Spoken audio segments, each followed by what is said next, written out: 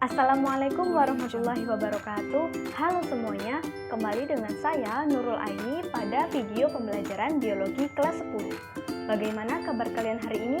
Tetap sehat ya, dan harus tetap semangat walau hanya belajar dari rumah. Pada video kali ini, kita akan belajar mengenai ruang lingkup biologi. Nah, kenapa sih kita harus mempelajari ruang lingkup biologi? Tapi sebelumnya kalian harus menguasai terlebih dahulu ya kompetensi dasar dari materi ini. Kompetensi dasar dari materi ini yaitu 3.1 menjelaskan ruang lingkup biologi termasuk permasalahan pada berbagai objek biologi dan tingkat organisasi kehidupan melalui penerapan metode ilmiah dan prinsip keselamatan kerja. Kemudian 4.1 menyajikan data hasil penerapan metode ilmiah tentang permasalahan pada berbagai objek biologi dan tingkat organisasi kehidupan. Tujuan dari pembelajaran ini adalah adik-adik diharapkan mampu menjelaskan apa saja karakteristik sains, mengetahui kajian dalam ruang lingkup biologi, manfaat mempelajari biologi, mengidentifikasi permasalahan, dan memecahkan solusi permasalahan di tingkat organisasi kehidupan berdasarkan metode ilmiah. Sebenarnya, dalam kehidupan sehari-hari, kita selalu berhubungan dengan biologi. Misalnya, ketika kita makan, kemudian makanan tersebut akan disalurkan ke sistem pencernaan. Nah, sistem pencernaan ini termasuk contoh salah satu dari tingkat organisasi kehidupan. Untuk mengetahui sistem pencernaan termasuk dalam tingkat organisasi apa, mari kita simak video selanjutnya. Adik-adik perhatikan video berikut ini ya. Proses pencernaan dimulai saat makanan masuk ke dalam mulut. Di dalam mulut terdapat gigi, lidah, dan kelenjar ludah. Kemudian makanan didorong ke kerongkongan saat penelan. Lalu masuk ke lambung, yang mana di dalam lambung terdapat dinding lambung yang mengandung sel kelenjar sebagai kelenjar pencernaan. Kemudian kelenjar pencernaan ini menghasilkan getah lambung yang bersifat asam. Kemudian makanan keluar menuju usus 12 jari dan bermuara di saluran getah pankreas dan saluran empedu. Kemudian masuk ke dalam usus penyerapan, yang mana di dalam usus penyerapan terdapat jonjot-jonjot usus atau yang disebut dengan tili. Kemudian makanan tersebut akan masuk ke dalam usus besar yang terjadi pembusukan yang dibantu oleh bakteri Escherichia coli. Lalu, sisa makanan yang terjadi pembusukan tersebut masuk ke dalam anus dan berakhirlah sistem pencernaan ini.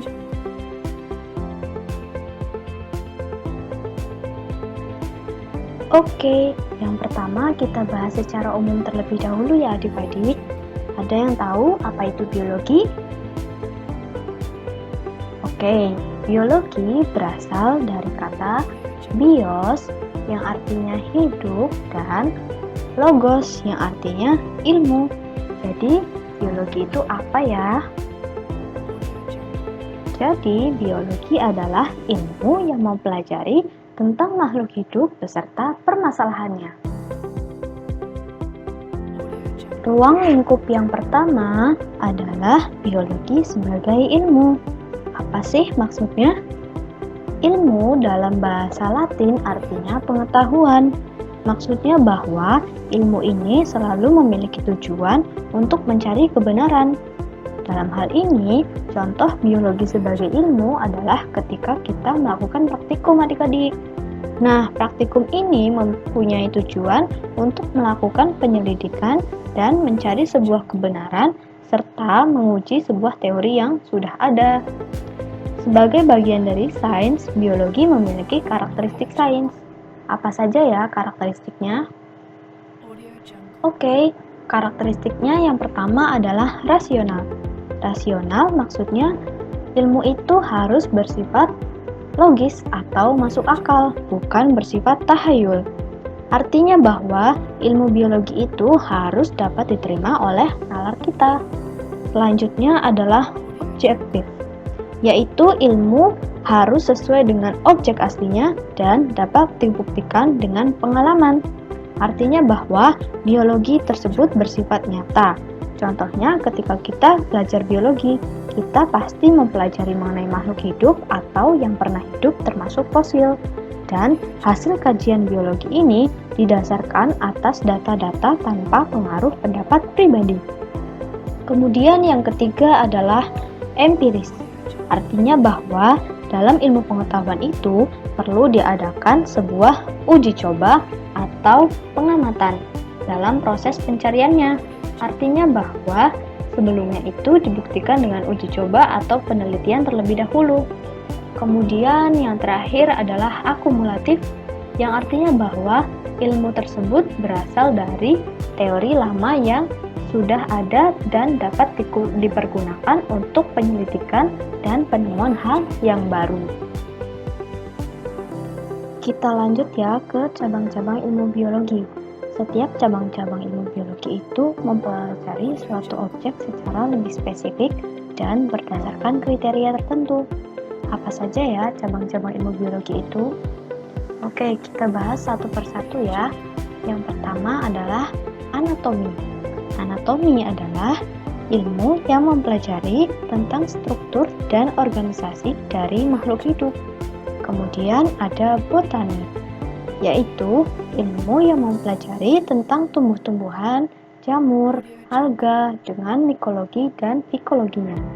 Kemudian adalah ekologi, yaitu ilmu yang mempelajari antara makhluk hidup dan lingkungannya. Selanjutnya adalah genetika, yaitu ilmu yang berkaitan dengan pewarisan sifat. Nah, selanjutnya ada histologi, yaitu ilmu yang mempelajari tentang jaringan. Kemudian adalah morfologi, yaitu ilmu yang mempelajari mengenai bentuk. Kemudian ada mikrobiologi, yaitu ilmu yang mempelajari mengenai mikroorganisme. Kemudian ada zoologi, yaitu ilmu yang mempelajari struktur, fungsi, perilaku, dan evolusi hewan.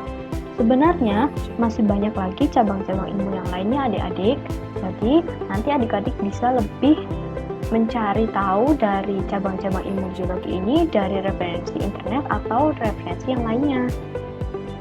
Berdasarkan tingkat organisasi kehidupan, objek biologi pastinya meliputi kehidupan pada berbagai tingkat struktur. Setiap tingkat struktur pasti mempunyai beberapa permasalahan. Tingkat struktur ini dimulai dari yang terendah hingga yang tertinggi. Saya akan menjelaskan satu persatu dan tolong adik-adik menyimak ya. Tingkat organisasi kehidupan yang pertama adalah molekul. Molekul merupakan berbagai jenis biomolekul yang menyusun tubuh makhluk hidup serta tersusun atas atom-atom, seperti molekul protein, karbohidrat, vitamin, lemak, dan asam nukleat. Contoh permasalahan yang terjadi di tingkat molekul ini adalah kelainan dalam pembentukan molekul hemoglobin darah, yang mana hal ini dapat menyebabkan penyakit anemia sel sabit. Adik-adik bisa melihat ya, gambar contoh dari anemia sel sabit itu bentuknya seperti bulan sabit. Kemudian molekul-molekul itu saling berikatan dan membentuk ikatan kompleks yang selanjutnya membentuk organel sel. Ada yang tahu sel itu apa? Ya, sel merupakan unit terkecil penyusun suatu makhluk hidup. Kenapa dikatakan unit terkecil? Karena sel itu tidak dapat dibagi-bagi lagi, dan tentunya sel dapat melakukan metabolisme serta memiliki kemampuan untuk tumbuh dan berkembang. Contohnya adalah sel bakteri. Kemudian contoh permasalahannya adalah pecahnya sel darah merah. Nah, lisis sel darah merah ini terjadi saat terinfeksi bakteri atau virus. Pecahnya sel darah merah ini biasa kita kenal dengan sebutan hemolisis. Kemudian sel yang memiliki bentuk dan fungsi yang sama akan berkumpul sehingga membentuk jaringan. Jaringan ditemukan pada organisme multiseluler. Contoh dari permasalahan di tingkat ini adalah terjadinya kanker darah atau leukemia. Leukemia ini biasa disebut kelebihan sel darah putih. Nah, contoh gambar leukemia itu tertera di layar kalian. Bisa dilihat ya, jumlah sel darah putih itu lebih banyak daripada sel darah merah, sehingga dikatakan leukemia itu adalah kelebihan sel darah putih. Selanjutnya, jaringan yang akan bekerja sama untuk melakukan fungsi tertentu disebut dengan organ. Misalnya adalah organ hati. Contoh permasalahannya adalah terjadinya reaksi penolakan tubuh terhadap transplantasi organ hati. Hal ini disebabkan karena terdapat ketidakcocokan. Kemudian adalah sistem organ. Sistem organ adalah kumpulan organ yang saling bekerja sama yang melakukan fungsi dan tugas yang saling berkaitan. Misalnya adalah sistem respirasi, sistem sirkulasi, sistem pencernaan. Nah, contoh video yang di awal tadi merupakan contoh sistem organ, yaitu sistem pencernaan. Untuk contoh permasalahan yang terjadi di tingkat sistem organ ini adalah terjadinya penyakit asma. Hal ini terjadi karena ada permasalahan dalam sistem respirasi. Adik-adik bisa melihat ya gambar paru-paru orang normal dan paru-paru penderita asma. Yang mana paru-paru penderita asma ini saluran pernapasannya lebih sempit atau lebih kecil karena terjadi sumbatan. Berbagai sistem organ akan bekerja sama dan melakukan kegiatan kehidupan akan membentuk suatu organisme atau individu. Nah, contoh individu misalnya adalah seekor semut, kemudian seekor kucing, kemudian seekor anjing, dan lainnya. Adapun permasalahan yang terjadi pada tingkat individu adalah seseorang penderita AIDS. Seseorang penderita AIDS ini mengalami gangguan sistem imun dan mudah terinfeksi penyakit. Seperti yang kalian ketahui, biasanya penderita AIDS ini memiliki fisik yang lebih kurus. Kemudian adalah populasi. Populasi ini berarti kumpulan individu sejenis yang menempati tempat dan ruang yang sama. Contoh populasi adalah ketika kita melihat sekumpulan semut yang sedang berbaris. Mengapa dikatakan populasi? Karena pada sekumpulan semut tersebut terdiri dari beberapa individu semut. Untuk contoh permasalahan di tingkat populasi ini adalah yang sedang berkembang saat ini, yaitu menyebarnya virus corona. Mengapa dikatakan permasalahan di tingkat populasi? Karena virus corona ini menyebar pada saat terjadinya kerumunan orang. Nah, kerumunan orang tersebut terdapat berbagai individu-individu sehingga dikatakan sebagai populasi. Oke, lanjut ke komunitas.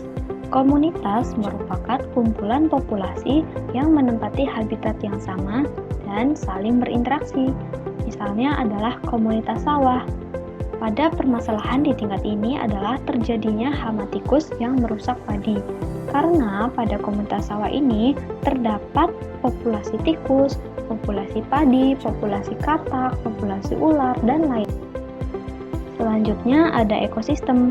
Ekosistem yaitu kumpulan komunitas yang membentuk suatu hubungan timbal balik oleh faktor biotik dan faktor abiotik. Misalnya adalah ekosistem hutan yang terdiri dari pohon-pohon, tanah, udara sebagai komponen abiotik, dan mikroorganisme sebagai komponen biotiknya. Adapun permasalahan di tingkat ini adalah terjadinya penggundulan hutan. Jadi adik-adik harus bisa merawat dan menjaga kelestarian yang ada di negara kita ini ya adik. Selanjutnya adalah bioma. Ada yang tahu apa itu bioma? Oke, kita bahas bersama ya. Bioma adalah ekosistem besar dan terdiri atas beberapa macam atau jenis yang meliputi flora dan fauna dengan karakteristik tertentu pada suatu wilayah. Contoh bioma itu ada bioma tundra, bioma taiga, bioma hutan hujan tropis, gurun, dan lain-lain. Adapun contoh untuk permasalahan di tingkat bioma adalah dampak kebakaran hutan yang terjadi di hutan hujan. Tingkat organisasi kehidupan yang terakhir adalah biosfer. Biosfer merupakan lapisan yang ditempati oleh makhluk hidup atau seluruh ruang yang dihuni oleh makhluk hidup. Nah, contohnya adalah planet yang kita tempati ini adik-adik, yaitu bumi. Adapun permasalahannya adalah terjadinya kebocoran pada lapisan ozon. Tentu saja, untuk mengidentifikasi permasalahan-permasalahan tersebut, kita perlu metode ilmiah untuk memecahkan suatu masalah dengan langkah-langkah tertentu dan harus urut, artinya tidak boleh dibolak-balik ya adik-adik. Untuk langkah-langkah metode ilmiah, biasa kita kenal dengan 8M. Untuk M yang pertama adalah rumuskan masalah. Yang mana sumber masalah ini berasal dari penelitian yang pernah diteliti sebelumnya, lalu dianalisis. Untuk studi pustaka berasal dari berbagai referensi atau pengamatan langsung di lapangan. Kemudian M yang kedua adalah mengumpulkan data. Dapat dilakukan dengan studi referensi hasil penelitian yang sesuai.